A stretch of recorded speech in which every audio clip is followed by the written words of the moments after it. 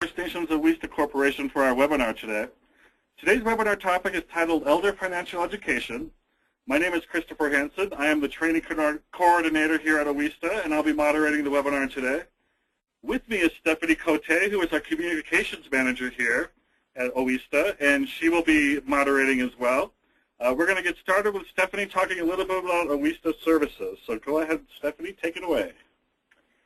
Great. Welcome, everyone, to the webinar. First, I'd like to start out with a poll to get a little bit of interaction, and we'd like to find out what is your role in your organization.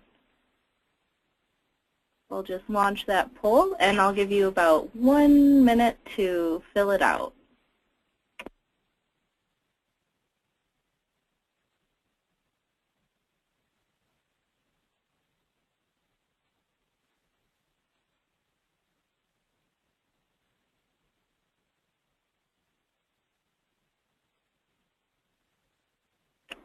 Okay, great. We see a lot of programs department and executive staff. We'll give you about 10 more seconds to fill it out, so get your polls in. Okay, great. And now everyone should see, I showed the poll results, that we have 20% executive staff, 7% board members, 7% admin, 7% lending, and 60% programs department. So great.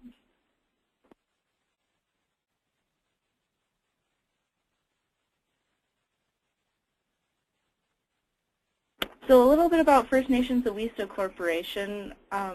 We support economic growth of Native American communities through the creation, development, and capitalization of community development financial institutions, or CDFIs. Our programs department consists of institutional capacity building, financial education, and asset building, which includes our Building Native Communities Financial Skills for Families training. And we also have a lending department, which we have loan products that range from startup loans for about $20,000 in capital, first-in loans, capital loans that range, and Native Fresh Foods Fund Loans, which is a new product. If you have any questions about our loan products or any inquiries, please contact our lending capitalization manager, Emily Trump, at emily@awista.org. And next, I'd like to throw out another poll just to get people more engaged. Do you currently have a financial education program? And I'll launch that poll, and we'll give you just a few moments to answer.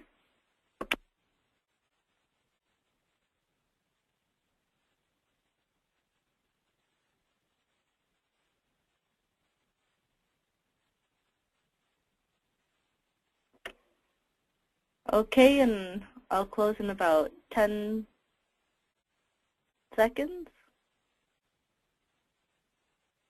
Okay, it looks like everyone's voted that wants to vote, so we'll close and share, and it looks like we have about 70% people have financial education programs, which is wonderful, and 15% not yet. Maybe we'll get you started up here soon.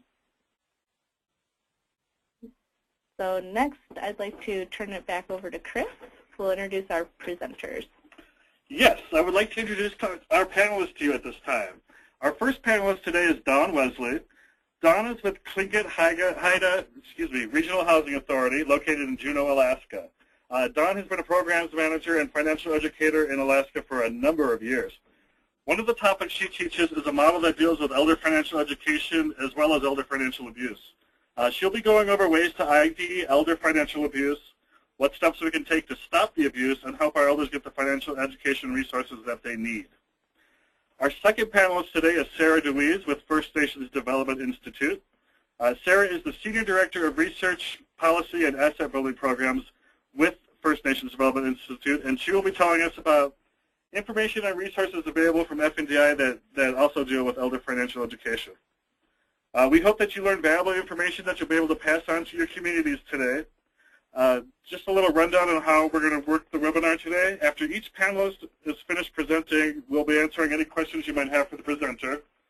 We encourage the audience to participate and ask the audience to please feel free to pose any questions in the chat feature on the webinar screen.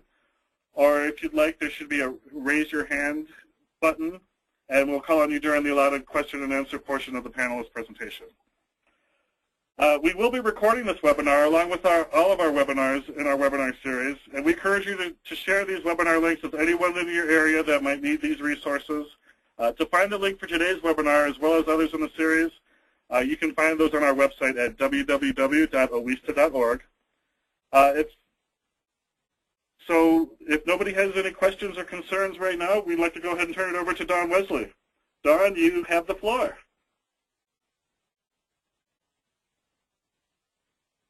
Okay, can you hear me now? Yes, we can. Hi, everyone. Hi. So we do an elder financial exploitation class up here in Southeast Alaska. We go to 12 different communities and teach it, and it's kind of evolved over the needs of our people. So go ahead and turn my slide for me.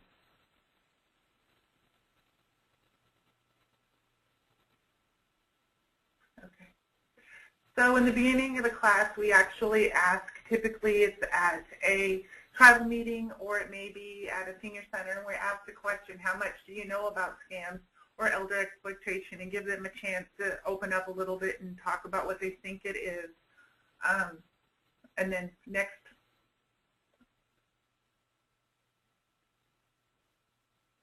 So the objectives of the course, when we start out, so they understand what we're talking about, is understanding why they're at risk for financial scams, the usual suspects and types of scams.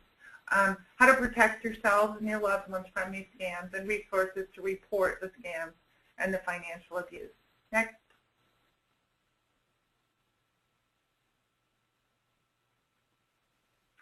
So some background, a lot of elders don't realize, or even their family members, that there's an issue, and that is 1 in 5 individuals in the U.S. is over age 60 at this point, and 70% of our wealth in this country is in the hands of the over 55 population, and they are targeted at this point.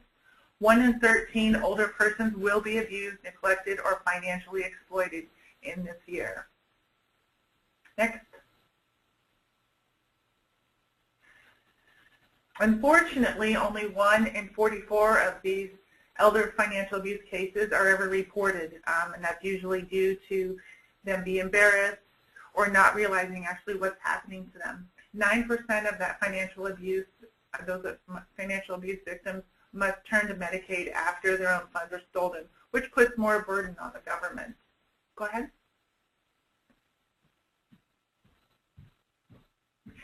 So why the elderly are targeted? They don't really understand that when we have these conversations.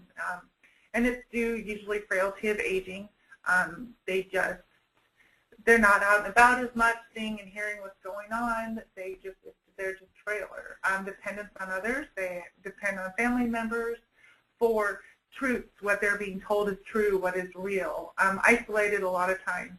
They typically it's a husband and wife at this point, or a single widowed person, and they're just there by themselves. They don't have the family members coming in and out like a family that has children, or a husband and wife in the younger generation who are going out and about working. They're usually typically at home. And fear. They're afraid. They're afraid they don't have the knowledge, or they don't, because of their frailty, they're not making good decisions, so they listen to other people. Go ahead. So who are the likely perpetrators? Because when you ask people this and they're sitting there listening, they're thinking it's the guy with the cape, with the glasses, running sideways, saying, this person's going to come and get you. And that's typically not who it is. So we try and educate the people sitting in the room about who those perpetrators are. Go ahead.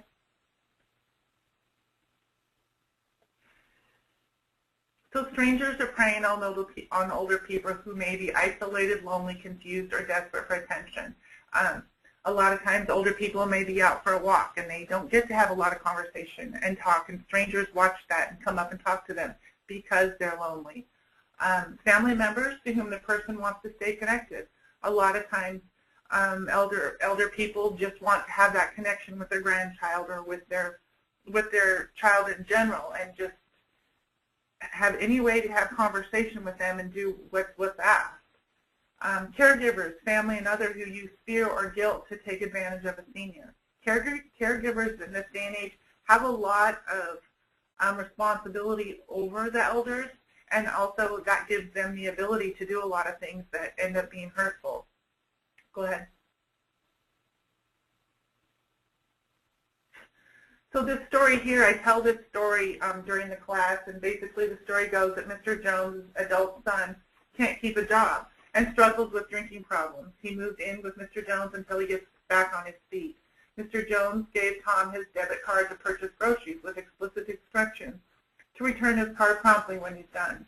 Soon Mr. Jones notices there's money missing from his account, and there were entries listed as large ATM withdrawals that he didn't make himself. He never uses an ATM. When he questioned Tom, he said he was just borrowing money until he found a job.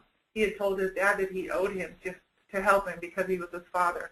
These are all things that are abusive. The fact that he gave his son his ATM card, once you hand over your ATM card to somebody or your card number, the first time you hand it over, you're giving them permission to use it whenever they choose. At that point, they don't have any recourse. He's using guilt, the fear of being alone. So then I asked, what kind of actions do you think that Mr. Jones could take? And I explained, looking at the picture, it looks like very happy, loving son with his father, and that's really not what's going on. So next.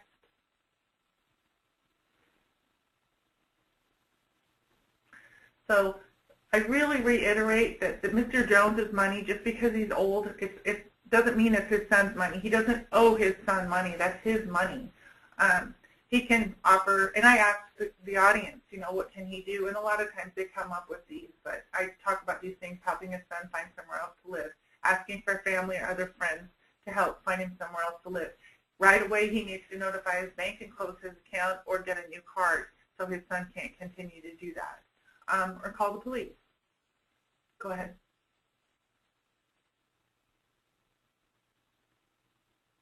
Interesting, when I teach financial literacy classes, we talk about debt collectors and that's what their job is.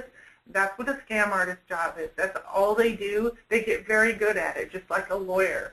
A lawyer goes to college, they learn all about laws, they memorize all this stuff, they keep it in their memory banks, and they're really good at what they do. A scam artist is the same way. Their only job is find ways to get your money, and that makes them very good at it. They're very sneaky at it.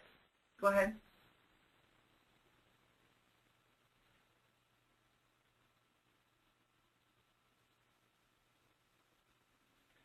So these are the top 10 scams targeted for the elderly at this point: healthcare, Medicare, health insurance fraud. And we'll talk about these a little bit more, but this one basically, their cards that they have with their Social Security numbers or their Medicaid numbers on there are like gold, because a person who's going to scam an elder with their Medicare card can actually take that and order a wheelchair, and looks like a good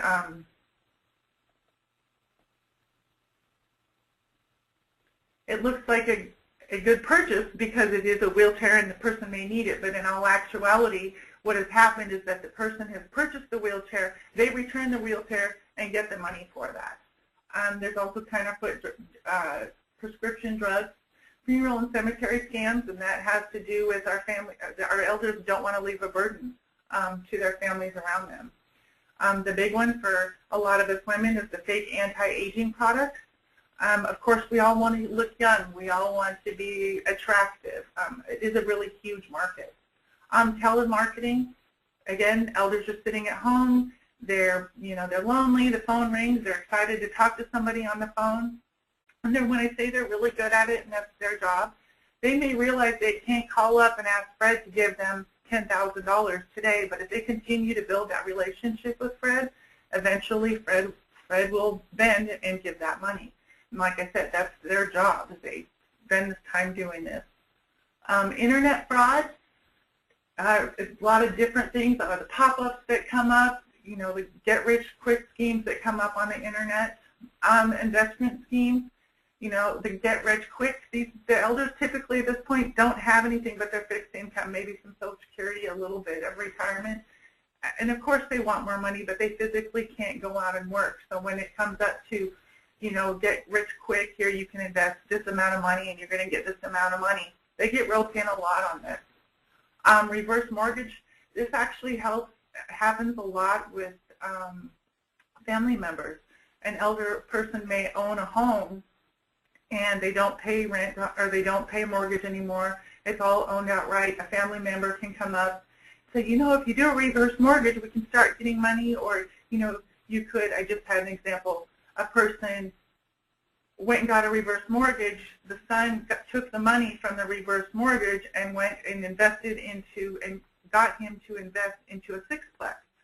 Well, now he is at risk at losing his home. So these aren't good things either. Sweepstakes and lotteries, the normal, you know, Publishers Clearinghouse. If you buy this, eventually you'll get this.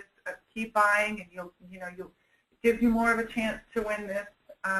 The last one is grandparent scam, and it actually happens a lot more than you expect. And that would be a grandparent sitting at home gets a phone call, let's say from the person on the phone is in South Carolina, and says, your son's just been put in jail, or your grandson's been put in jail, and he needs, you know, it's not a good situation where he's at. We need you to wire some money to get him out of jail. And of course, the grandparent's going to want to do that, and they turn around and do that. The grandson was never in jail, but at that point, the grandparent is so nervous and scared about this that they're just going along with it. Hindsight, they would realize, oh, you know what, never went to South Carolina or never was there. So just some of the things that they do. Next.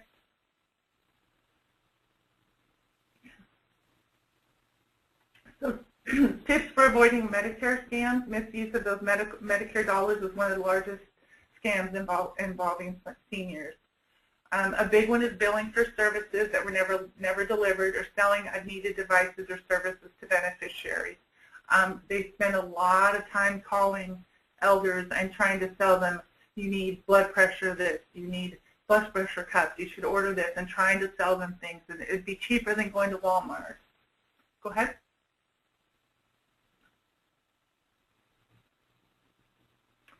To prevent those Medicare scams, I actually really go over and talk to them about, you know, I personally never looked at my medical bills, but really show them that they need to be looking at their medical bills.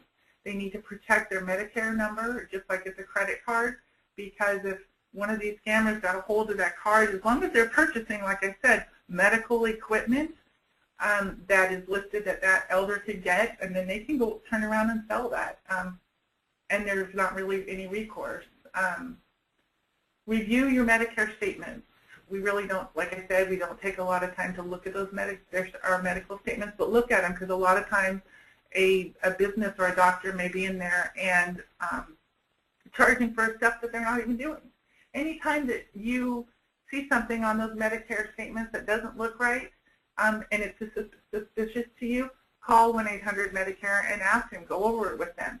Maybe you just forgot you had a colonoscopy, but just in case, it's better to be safe than sorry. Go ahead.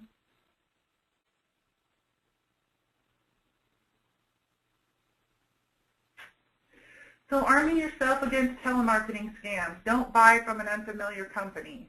Ever. They're calling you on the phone. Always ask and wait until you receive written material about an offer or charity. Or pick a charity yourself.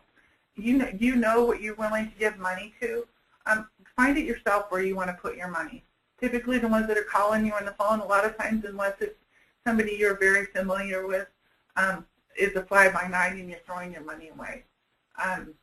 Get their name, their business name, the name of the person on the phone, phone number, street address, mailing address, business license number, as much as you can. Because what can happen is, okay, you decided, I'm just going to give them $10, I just want them to leave you alone. And then all of a sudden there's money out of your account, or they're taking it every month, or they change the numbers on the check. Having all that information will give you some recourse in the long run, even though you think it's only a $10 that you're giving at that point. and always take time to make your decision. If somebody on the phone is pressuring you to purchase something, hurry up right now, or you're not going to get that deal tomorrow, then you don't want it. You should be able to say, you know what, I'd like to think about it and make the decision tomorrow. And these people, these scammers, they don't like that. They're very high pressure. They want you to do it right now. They want to catch you off guard. Go ahead.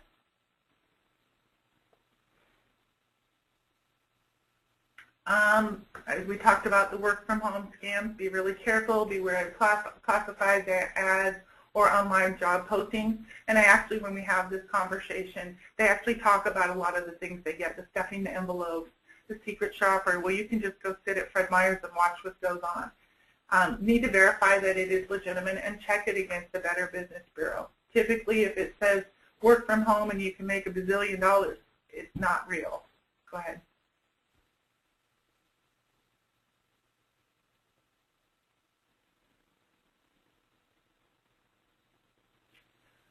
Home contractor, home repair fraud is become a bigger issue.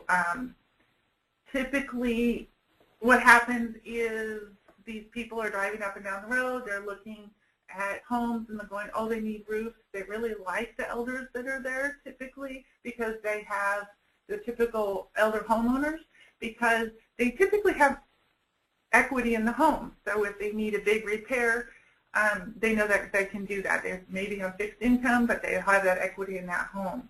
And so what they'll do is say, you need a roof, and yes, they're probably right, you need a roof. And so they will actually walk you through, well, you have to get a home equity loan or reverse mortgage to pay for this roof. But in general, you know, just you need to be an informed consumer, take the time to call and shop around before making a purchase. Take another family member or friend with you so you make sure you're hearing everything. Verify the contractor's state license information and number. Carefully read all the contracts and make certain that all of your requirements are put in writing. Make sure you understand what you're seeing and about cancellation and all of the aspects of the job are in there. Don't let them say, well, that part when we put on when we put the warranty, we give that to you on another piece of paper. Don't do that. Make sure it's all on the same piece of paper and have someone else look at it for you. Go ahead.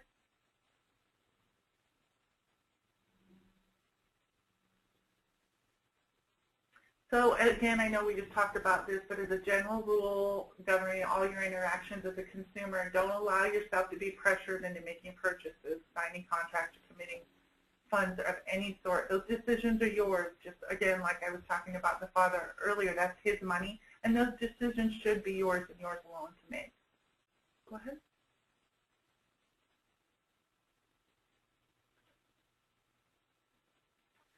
Identity theft. I kind of opened the conversation up about identity theft when I'm talking and ask them, do they know what it is? And they give their examples of things that happen. But basically, it's without your consent, someone is using your personal information, whether it's Social Security card, credit card, or driver's license number to access your account. Open new accounts or apply for loans or mortgages.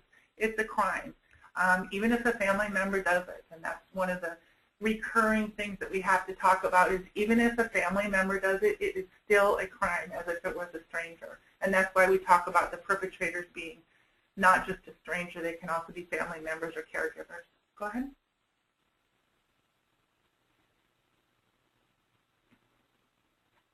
Medical identity theft, without your consent, someone using your personal and health insurance information to get medical treatment, prescription drugs, or surgery.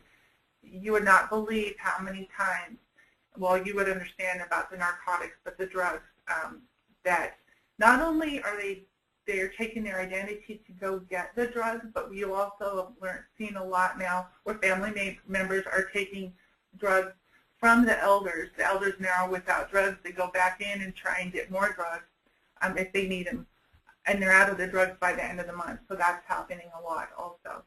Go ahead.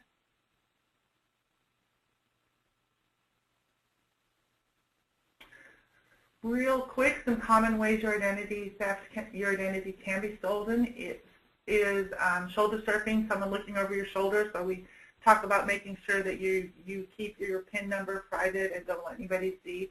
Dumpster diving. We actually, when I come to teach a class like this, we actually bring them a shredder for the building, and explain to them that they need to be shredding that and not leaving that stuff around. Phishing scams, those are emails that appear to be from a legitimate company and typically are not. If they ask you, oh, well, this is your bank, or you get an email from your bank supposedly that says you need to update your account, don't do it. You can call your bank and do that. Don't do it through the internet like that. Go ahead.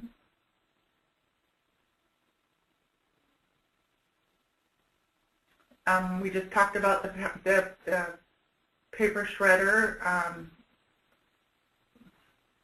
Monitoring your bank and credit card statements.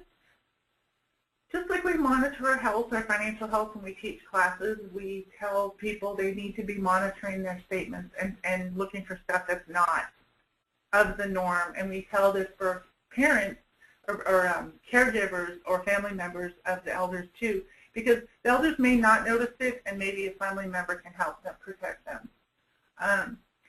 Phishing scams, another way, even though we were talking about just internet, but what happens is they'll get a phone call from the bank and the bank says, oh, this is so-and-so from the bank, we just need to update your account. Don't give their information because it may sound like legitimate, it is your bank, but it's probably not. I say hang up the phone, call your bank, because if someone from your bank calls to update your account, it's going to be on record.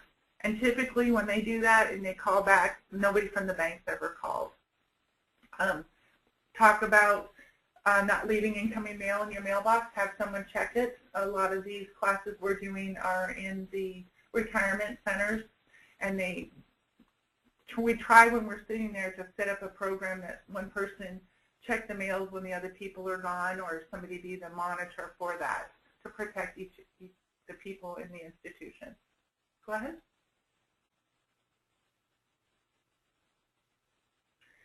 So now that they're scared, hopefully they're not scared, hopefully we're arming them. What to do if you're a victim of identity theft? Contacting the banks and credit card companies immediately. And what happens too is I was a person who did this. I have my credit card numbers, but I have my credit cards in my wallet. I don't have on my statements at home the credit card numbers to call. And so we recommend that people write down those numbers from their bank accounts if they don't have it somewhere else, or if they're credit cards, and have those and put those away, give them to a trusted person that if anything happens, you have those numbers. File a report with the police. You may need to do a police report in order to clear up the problem. A lot of people don't realize that you actually have to have the police report in hand for there to be any recourse. And file with the Federal Trade Commission by using an online complaint form. If a company's called and done some kind of identity theft, put a fraud alert to the credit reporting agencies. In this portion right here, I actually talk again about monitoring your credit, not only your bank or your bills and your bank statements, but also your credit, so that you can catch something before it happens or before it affects you. Go ahead.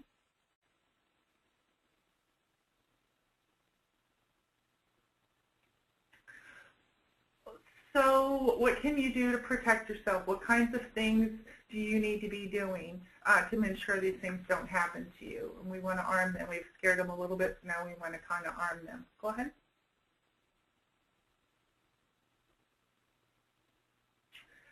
Be aware that you're a risk from strangers and the ones that are closest to you. Don't isolate yourself. Stay involved and make sure you don't have the people. This picture here is of a guy selling them something. Make sure you still go down and go to church and you're doing these things and you're not isolated by yourself, because other people aren't going to be aware of what's going on with you. Go ahead.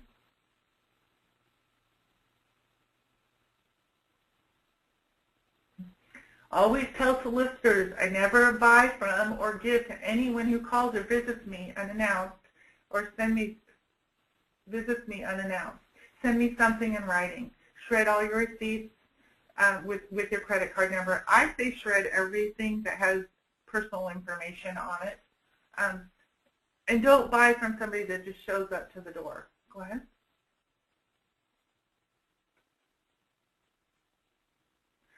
Sign up for the Do Not Call.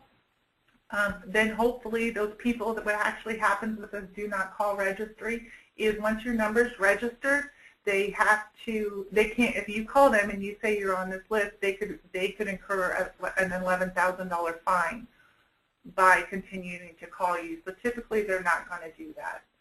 Use direct deposits for your benefit checks. Having a check floating around leaves you a little more vulnerable. Go ahead.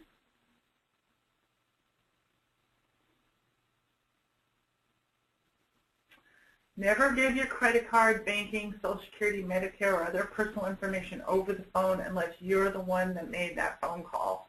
That goes back to if the bank calls you, and even though they say it's your bank, you make sure you're the one initiating the phone call. Don't give your information over the phone. Go ahead. And I try and reiterate this as over and over again throughout the conversation because sometimes they miss what we're talking about. The other thing at this point is we try and create a safe environment around with the people that are in the class to be able to help protect each other. So how can you protect a loved one and what to look for? What kinds of things are you looking for if you're concerned that there's some kind of financial abuse? Go ahead.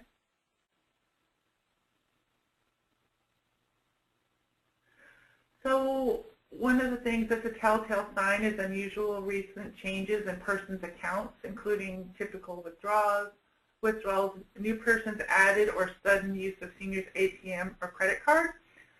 Typically, seniors don't use an ATM card. They've used checks for years. They're not really comfortable with the ATM card, or they're not leaving the building. So if all of a sudden family members notice that there's ATM withdrawals on a bank statement, that's a sign. Go ahead.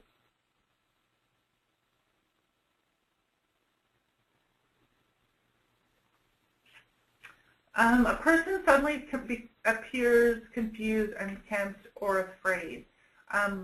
Remember in the beginning of the slides we started talking about this not reported. What happens is it starts to fester within them, whether they're being abused or they feel like they've been abused. They don't want to talk about it. They're embarrassed. It's frustrating. We learn people have the same types of behavior, so you know if something's not quite right with their behavior. Pay attention to that.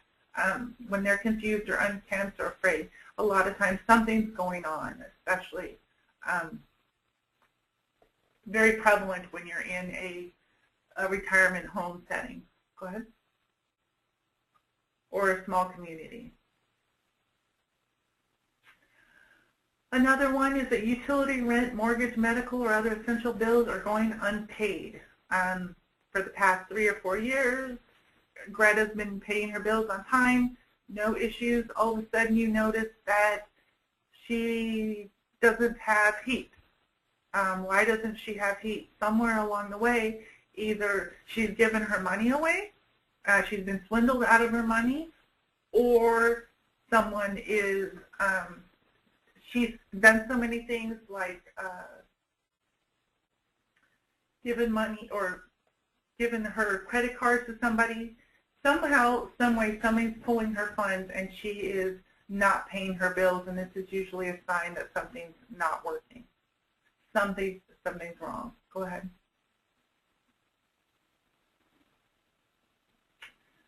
This one we see a lot up here in the smaller communities where caregivers are not allowing access to the senior.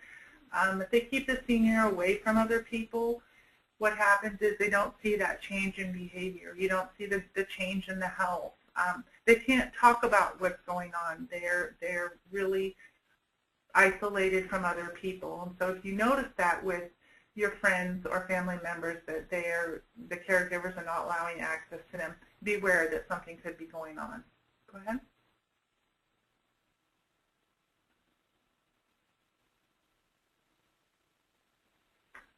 We were talking about like a publisher's clearinghouse. If there continue the stacking up the magazines or the free gifts or the knives, that means they're on a list. They know that this list is out there, that they know that this specific group of people are going to purchase these items. So they need to get off that list. And so you can kind of watch we watch your friends, you know, are they getting this stuff, and help them so they're not spending their money and getting swindled. Go ahead.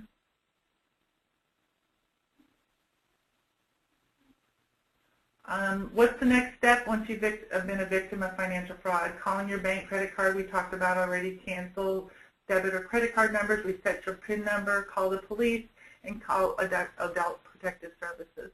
And go ahead. Don't be afraid. When we're talking in the group setting and explaining that it happens all the time, it isn't just you, and don't be afraid to talk about it. Waiting could only make it worse. It could continue to where your money is depleted. So I try and open it up that it's okay, these things happen. Go ahead.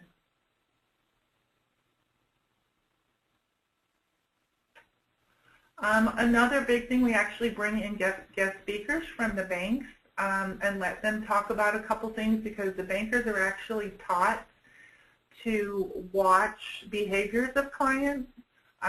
Is someone coming in with a client all the time and having them withdraw money, which is not normal. But the banker can be their biggest asset as far as protection of watching their accounts if they go in and out of the bank. They're really good at that, and they really, when you're trying to do these classes, inviting them come in to be guest speakers is really huge. And you'll also notice that it gives it credibility to the participants in the class. Go ahead.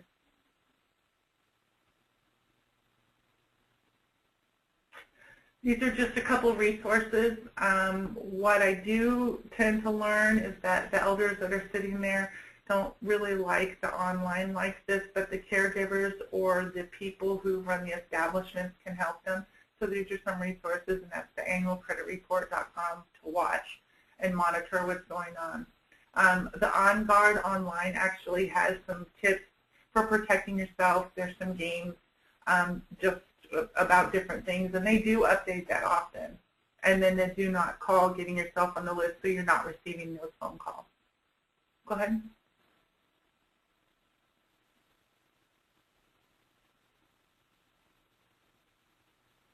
So thank you. Thank you, Dawn. We appreciate you being a panelist. I know I learned a lot of information that I wasn't aware of before. At this time, we'd like to ask anybody, if you have any questions for Dawn regarding her presentation, please go ahead and type them into the chat box now. I see we do have a question listed in there already that we'll ask while you guys are doing that. So it says here, I have a mother who has accidentally withdrawn thousands from her account, adding one too many zeros on the actual amount needed. She has now done this twice, and yesterday got upset when a sibling questioned her. Apparently she wanted $500 for our brother who's having a baby, or who is her baby, I'm sorry. What are your suggestions, as we cannot close this account, only she can? The native way, we do not disrespect our parents. Any suggestions on how to handle a situation like that? We try and do, when we get asked stuff like that, is making it a group effort, not just one, so it's not a disrespectful interaction. The other thing is enlisting the bank somehow. They tend to think of the bank as all-knowing and knowing the answers on stuff and doing problem solving. You know, let's use the bank to do some kind of problem solving for this problem, and that takes the onus off of the family member. Does that help at all? I believe it does, yes. Thank you very much. Another question we have, actually, yes, can we get a copy of this presentation? Yes, we will be emailing you guys a link, everyone in the room, a link to the recorded presentation, and we can send out the PowerPoints as well. Another question, was it also possible to get a training certificate? I will have to research that and get back to you on that one. So we'd like to do our next poll. Are there any more questions? Anyone? Feel free to type them in. If not, we're going to go ahead and move on to our next poll question.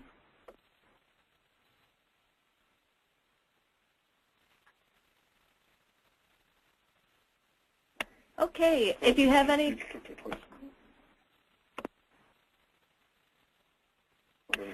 Okay, if you guys have any more questions, feel free to ask them during the poll. Our next poll will be, do you offer elder-specific financial education? And we'll just give you a few moments to put your votes in. Okay, we're seeing a lot of not yet, which is exciting because we're glad we're holding this webinar presentation to get some ideas. So now you can start off your elder-specific financial education program. We'll give you just a few more seconds to cast your votes.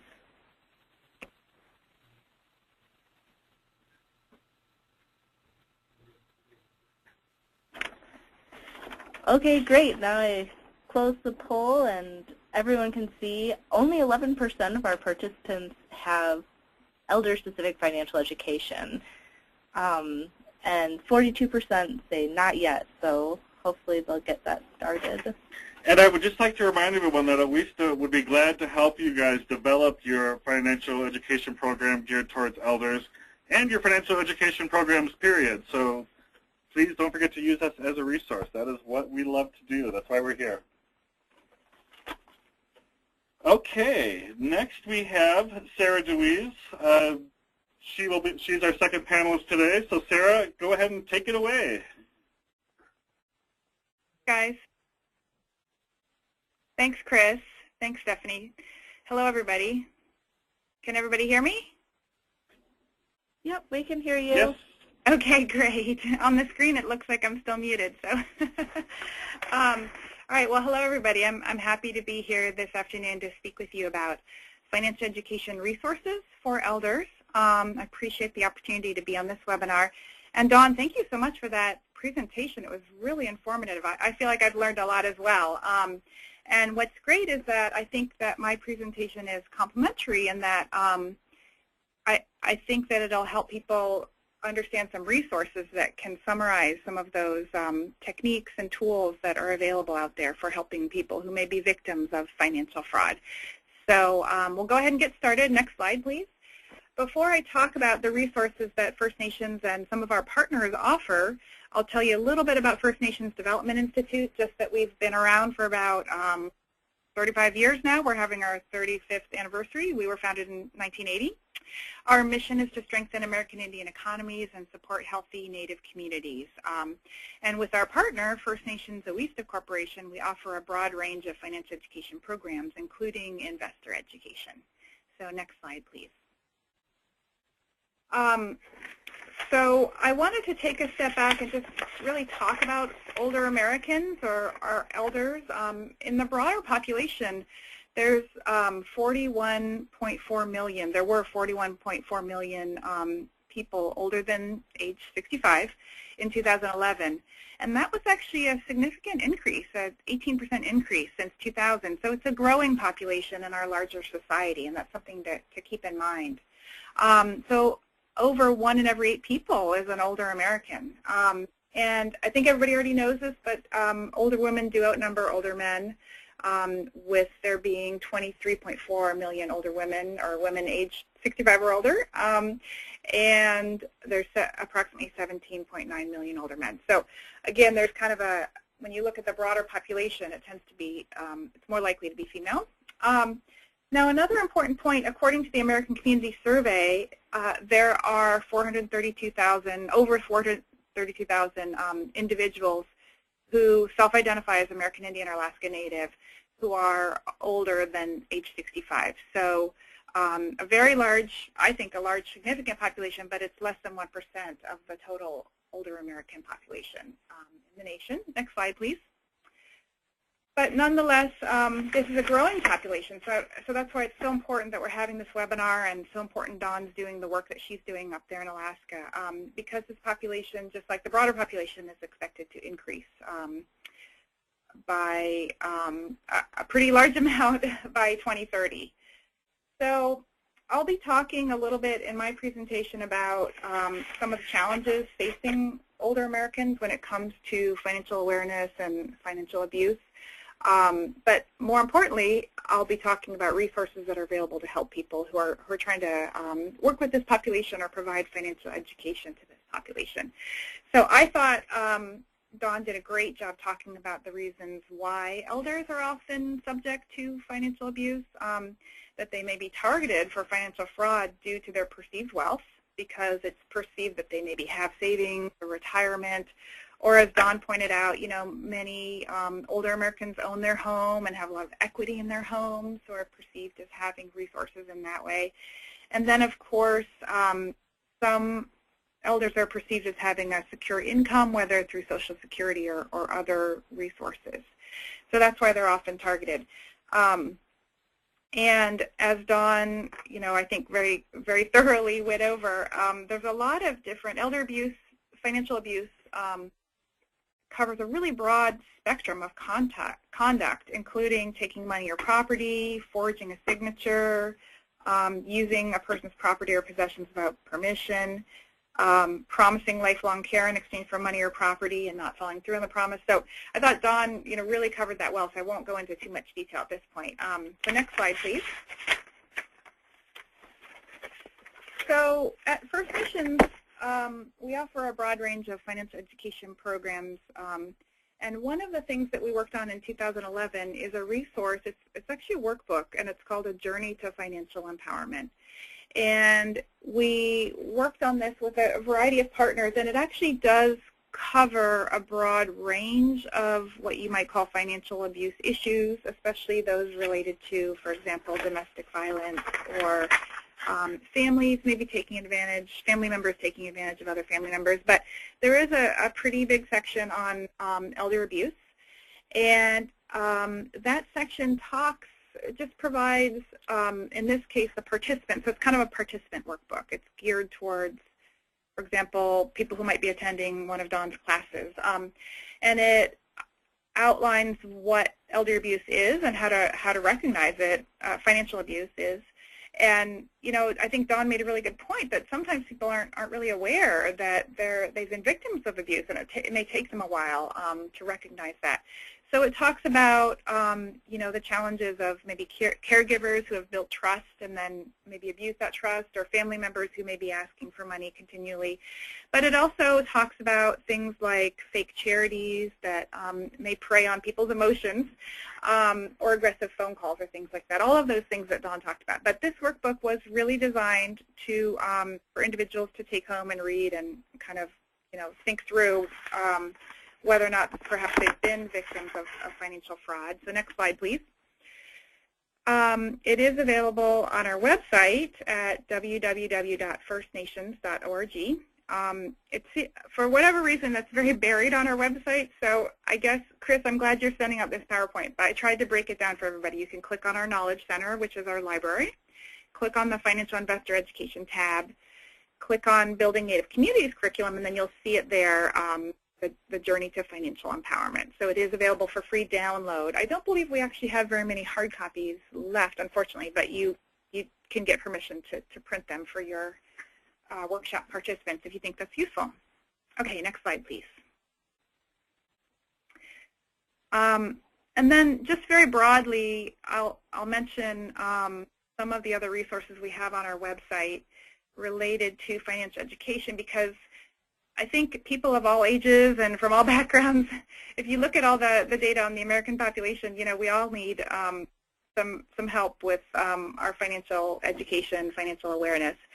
So more broadly, in partnership with First Nations Awista Corporation, we do offer the Building Native Communities Financial Skills for Families curriculum that is often used with older populations.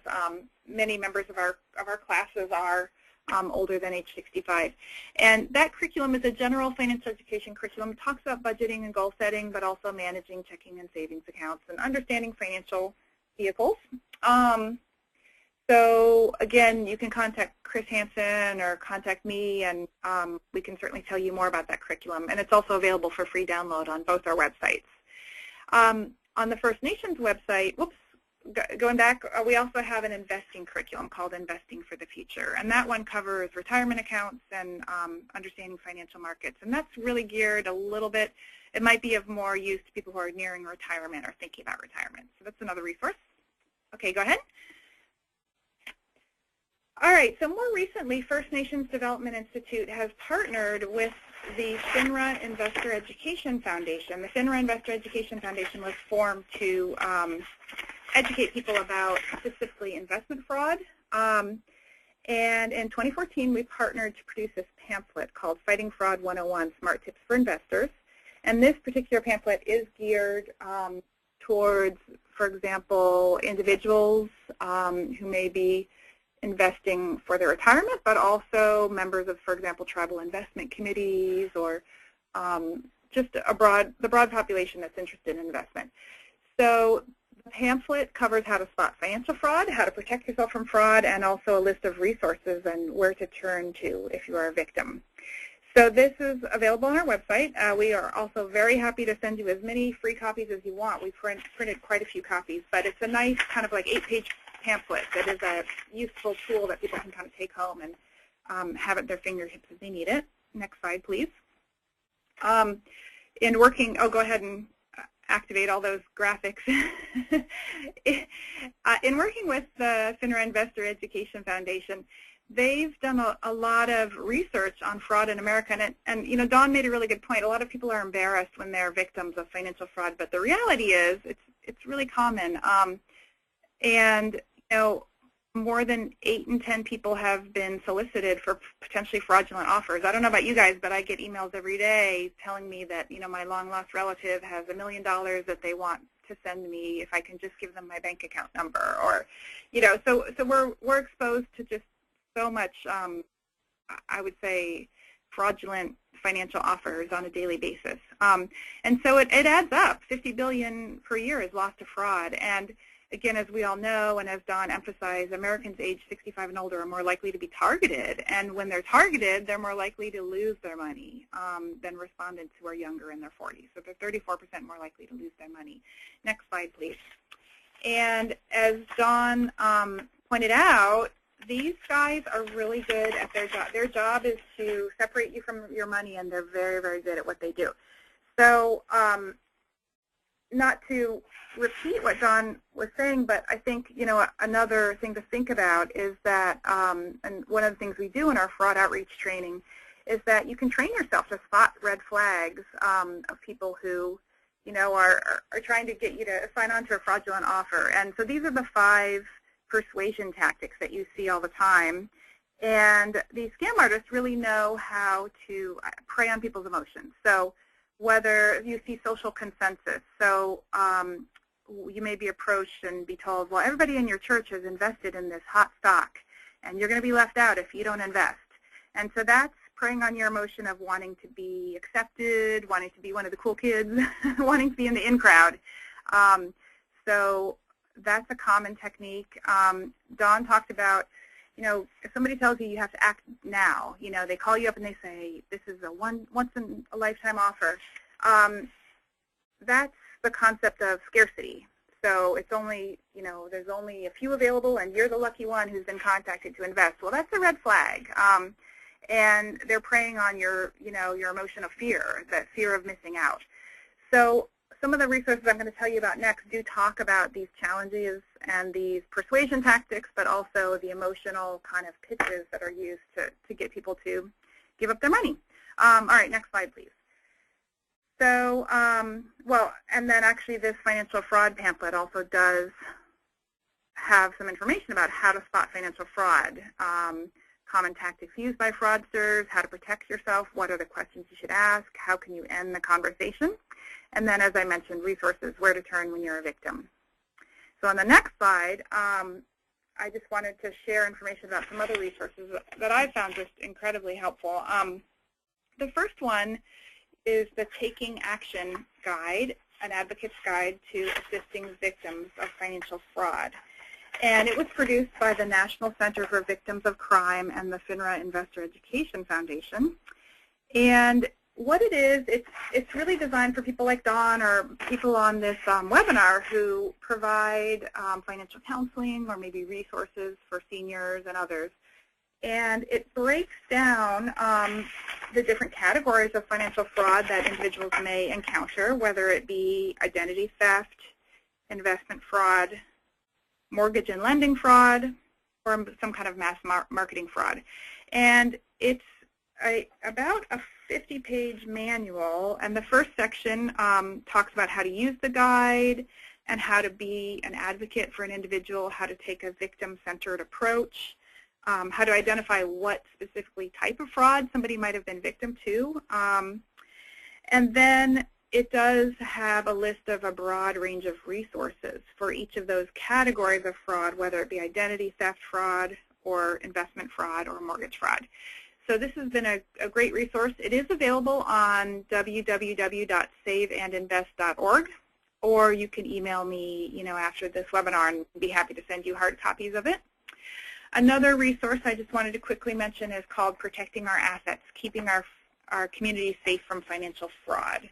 And that one was produced with the National Crime Prevention Council. I don't have a picture there, but it's another resource that really clearly lays out in a manual different types of fraud you should be on the lookout for, understanding the sort of the psychology of a scam, the techniques that are used to encourage people to invest their money, and then, of course, resources where you can turn. So again, that's available at saveandinvest.org. Okay, next slide. So thank you again for this opportunity to chat with you today, and thank you, Don, for really doing such a good job of outlining what the challenges are in working with seniors and some of the kind of financial scams they may be threatened with. So at this point, I think I'll go ahead and finish up. Oh, but there's my contact information if you're interested in ordering any of those resources, and I'll go ahead and turn it over to Chris. And Stephanie, thanks. Thank you, Sarah. We do appreciate your participation as well. If anybody has any questions that they'd like to ask, we'd encourage you to please go ahead and type them in now. We'll give you just a few seconds to see what we got here.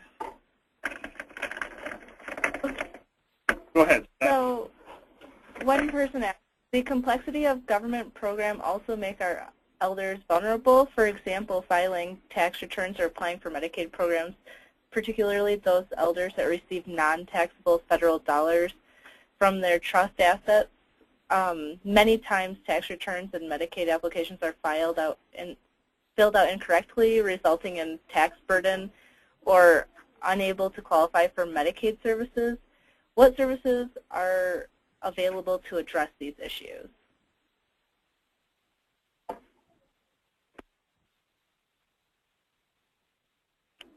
Dawn or Sarah, do you know of any of these? Something that would address the issues of filing out forms incorrectly? We actually got a website, which I'm sure a lot of other people do, and one of our preparers is actually a professor at the university, and we tend to send them over to her. I know there's not I'm not giving you anything that's a big answer, but we tend to send the elders that have different things like this over to her to talk about it, because a lot of times they don't even need to file their taxes. So it may be that you could work with a VITAS site, or like we have Alaska Legal Services when it comes to stuff like that. If it's out of our scope, we send them to Alaska Legal Services. So, wish I had a better answer.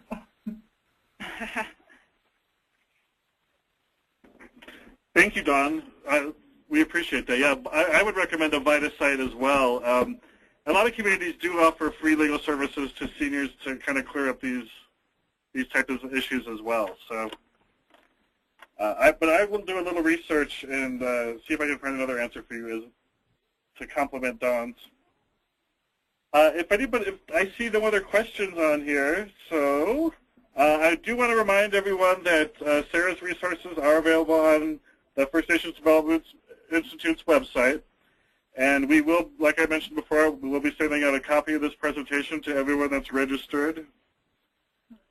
Just before everyone goes, I know it's on the 2 o'clock hour, and I'd like to respect your time. I'd like to launch one more poll to ask you what future webinar topics would most interest you. We just want a sense of what people would like to see in our upcoming webinar series. So it's a multiple choice, so click as many as you'd like. If all of them interest you, then click all of them.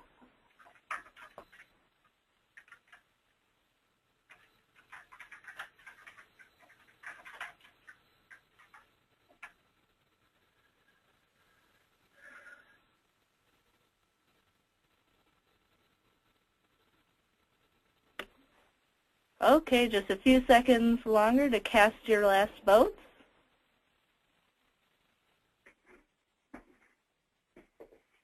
Okay, thank you all for participating in this. This helps out a lot. So I see a lot of people are interested in credit coaching tools. We'll have that up in the next few months, hopefully. And our next upcoming training webinar series is board management. You can check that out May 28th at 1 p.m. Mountain Time. I'll send the information along with all of the resources that Sarah addressed and our recorded webinar, as well as the PowerPoint slides. So here's our contact information. Thank you so much for joining us, Chris Hansen and me, Stephanie Cote, as well as our presenters, Dawn Wesley and Sarah Deweese.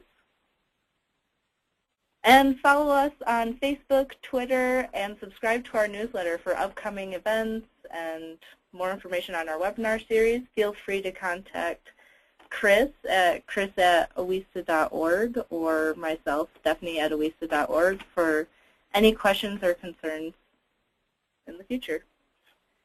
Thank you, everyone, and have a wonderful afternoon. I hope you enjoyed the webinar today. Thank you.